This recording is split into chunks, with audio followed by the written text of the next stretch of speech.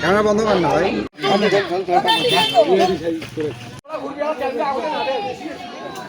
ওই যে তেল তুল কিছু নেই, লাতাও করে দিয়েছি। তো ভিডিও মিলতে হয় না।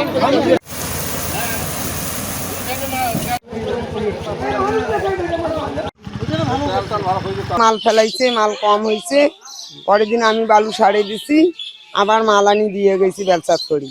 বা কয় ফিট দিছে আমরা তো আর খুঁড়ি দেখি নেই।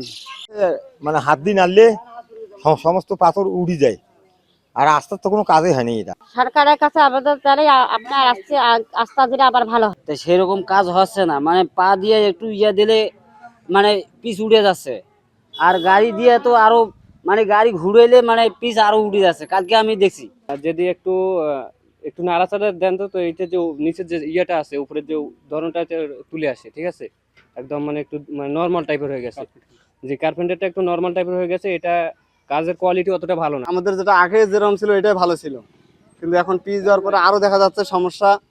আজকে না হোক কালকে কিন্তু আরো বাড়বে। এই আরো যে মনে করেন দেখা যাচ্ছে অন্যান্য জায়গার যারা আর কি দেখি আমরা, তার তুলনায় আমাদের রাস্তার কোনো কাজেই হয়নি। স্বৈরাচার গেছে বাংলাদেশ থেকে বিদায় হয়েছে, কিন্তু জনগণের ভিতরে যে স্বৈরাচার এইটা আছে, বর্তমান বড় বড় দেশও যারা আছে কর্মকর্তা, তারা কিন্তু এখনো স্বৈরাচারের মাঝতে আছে। আমরা চাই এই রাস্তার কাজ এটা নষ্ট করে দিয়ে আবার নতুন করে করা হোক।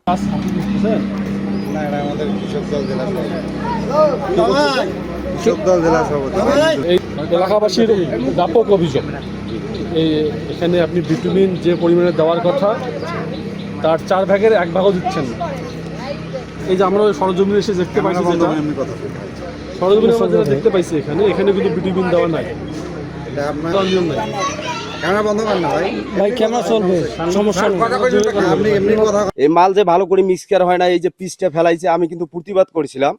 তো সে বলছিল প্ল্যানের সমস্যা, এবং ওই যে অনেক জায়গায় কিন্তু 1 ইঞ্চি 1.5 ইঞ্চি এমন করে মাল ফেলাইছে।